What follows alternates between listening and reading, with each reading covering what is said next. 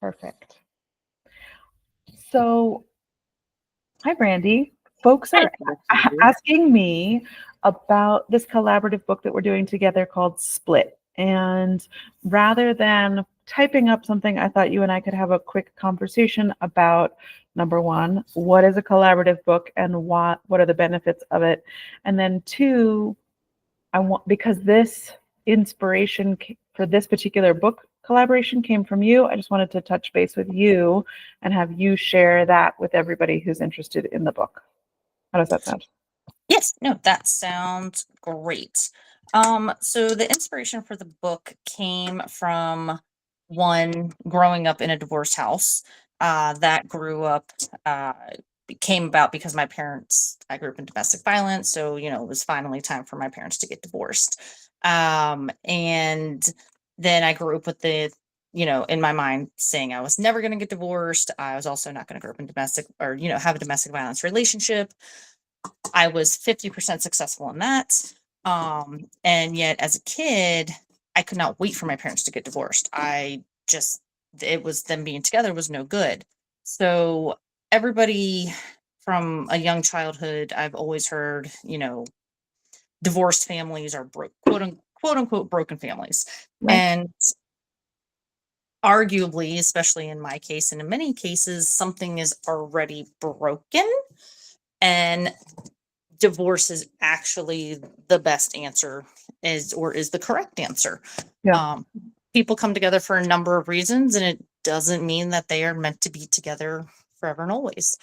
So I really wanted to have a story about, or a collection of stories about women that have gone through divorce or have had it touch their lives in one way or another, because Yep. statistically speaking, we have all been affected by divorce or maybe a major relational split. Yep.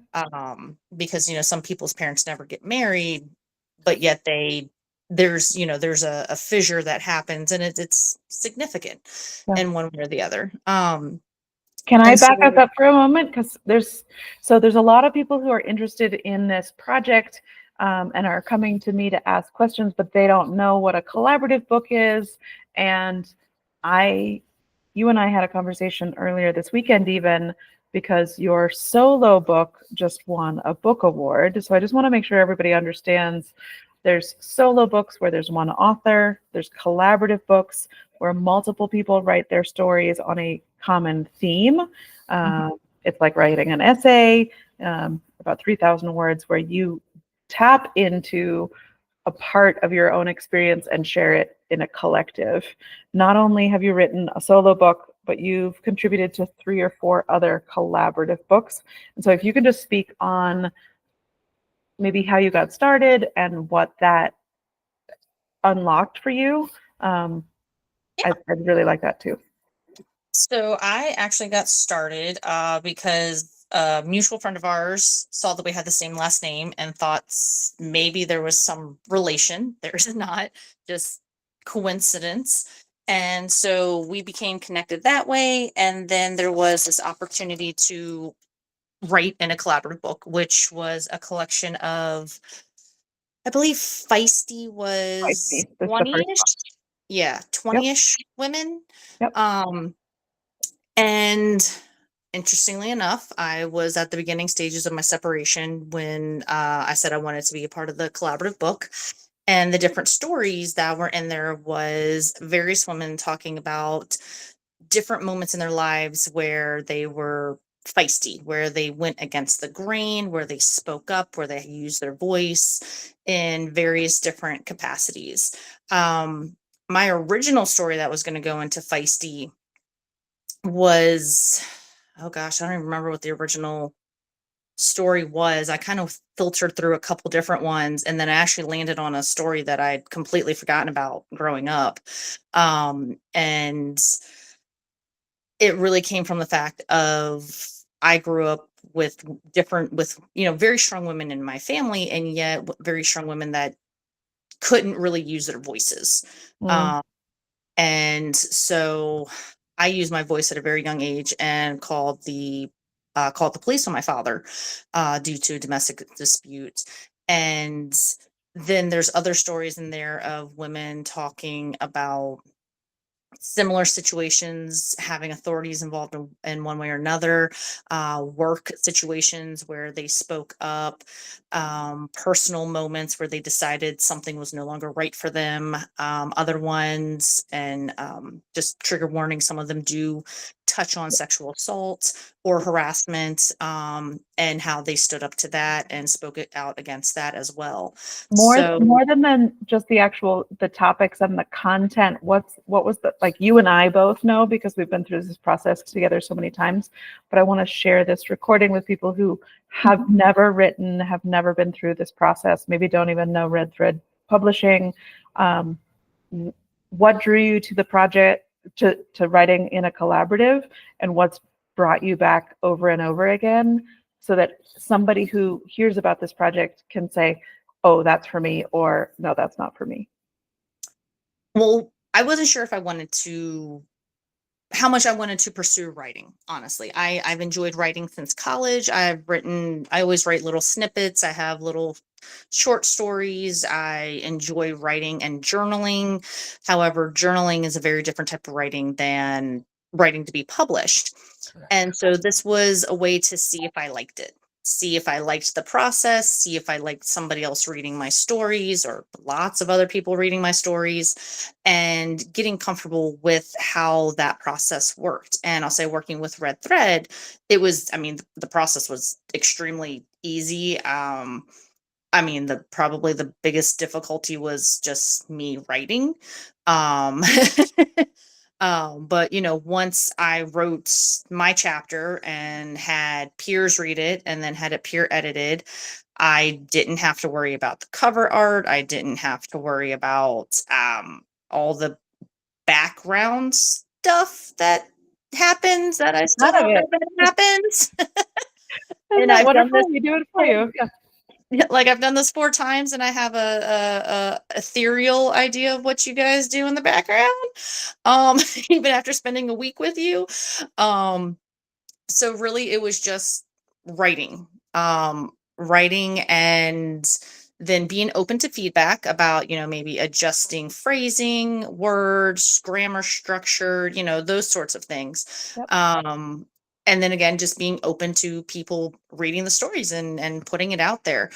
And I decided that, yes, I did like it. I did like it so much that I decided to do the solo publishing of the break, rediscovering your inner knowing, and then also being a part of Motherland and By the Light of the Moon. Because, the reason why I chose, being a part of Motherland and By the Light of the Moon is because I still wanted to write. Mother, Motherland is obviously about parenting, and it is an ever wild adventure. Um, and I chose collaboratives again because I still wanted to write. I was still interested in that. And yet I knew I had limited time. I did not have the time to devote to another full book. So I wanted to still write, and a collaborative book was the way to do that. And so doing a collaborative book is a great way to get out there, a great way to share stories with multiple people, and also it's a great way to get inspiration. And honestly, depending on what the topic is, you're not alone. And I'll say, with Split, discussing conversations about divorce, like, as common as it is also still a very lonely Yeah. process and situation to be in, because there's, depending on how the situation goes, you could lose your support system, Mm. and you can be looking for a support system and also not sure where to go and not sure how to talk about it. Yeah. So not only has Red Thread given me an outlet to write, it's also given me a support system, as well as other people that I know are in it together and are going through something similar. And if they're not in it now, they were in it before, and they could offer guidance. And even if we don't always communicate, I know that I can reach out to different people and say, hey, do you have a second? I need someone to talk to. And if you don't mind, I'd appreciate having a shoulder to lean on. So that's also what the collaborative book has offered, is just a group of people and a network that I didn't know existed. I love that. The last thing I just want to ask you, I'm sure you've told me this separately, but for the purpose of this conversation, in the last 3 years, you've become a writer, a published author, and now an award-winning author. What has this whole process, each of these experiences together, what have they lent to you personally or professionally, your perception of yourself or your identity? It's still an identity that, so being, by doing a collaborative, I was able to test out that title of author, or that identity of author. Kind of like trying on a jacket and seeing if you like it at the store, and if you don't like it at the store, and do you have a 90-day return policy?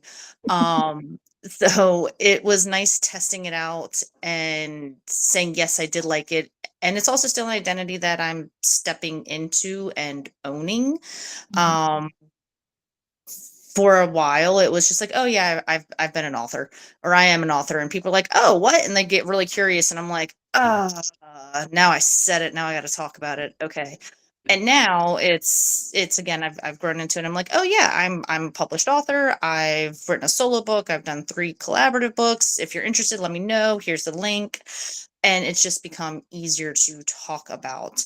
And unlike some other identities that maybe people step into in life, parenthood, you can't really hide away from the fact that you're a parent. It's like, no, that's kind of always there. You can't try that out.